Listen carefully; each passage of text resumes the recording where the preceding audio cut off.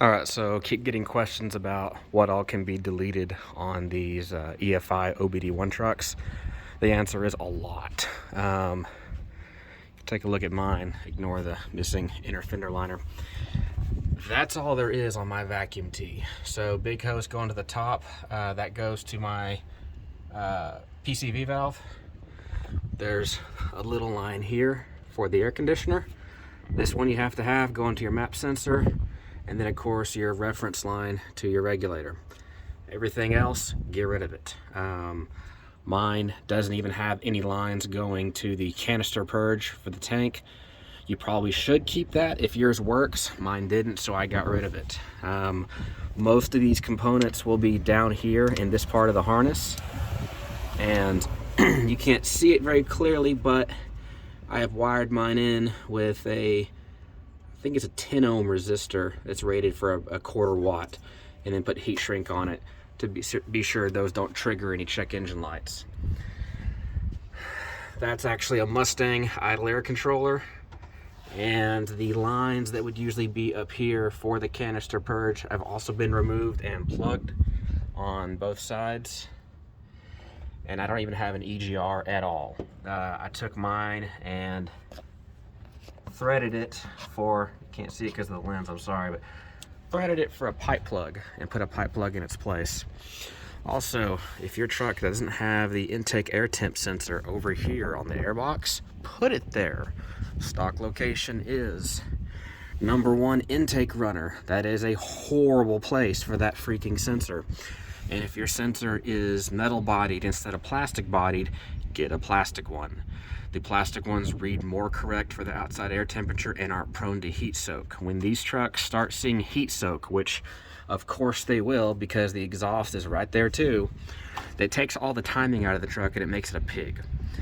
This truck is set up with a Melling MTF6 cam, 15 degrees of base timing, orange top Mustang injectors, currently no heat because my heater core went out.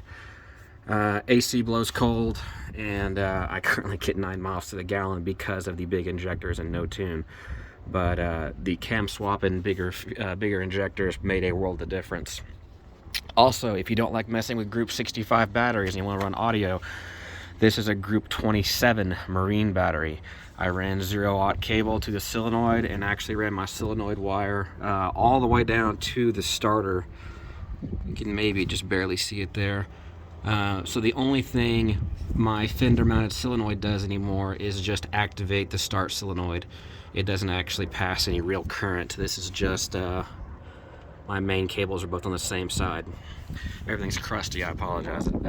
I drive my truck and use it. I don't really take it to shows or anything, but this intake air temp sensor is a 2-wire affair. You can legitimately just cut it and extend it, and I just ran mine down the breather line and just kind of wrapped it around a few times and just got it over here out of the way. Smog pump delete, of course, that's a given. And for those who ask the question once a week or so about what size plug to use, it is 9/16 fine thread. It's a 9/16 straight fine thread. And some people use bolts. I used some actual little, I think they were hydraulic fitting plugs, I don't recall, but they're straight thread. They're not tapered like a pipe thread. A lot of people seem to think it's a 3/8 pipe thread. It's not. It's a straight thread. 9/16 National Fine. And otherwise, everything that was over here on the valve cover is gone. Thermactor, TAB, all that stuff has been deleted.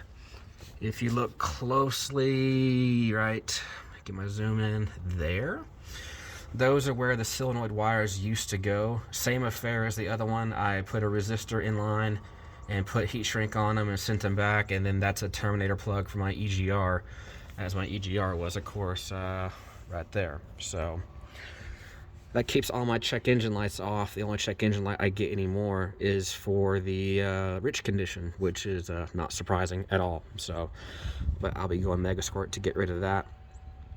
Otherwise, any questions, message me or find me on Facebook or on the typical 300 to 6 Facebook pages.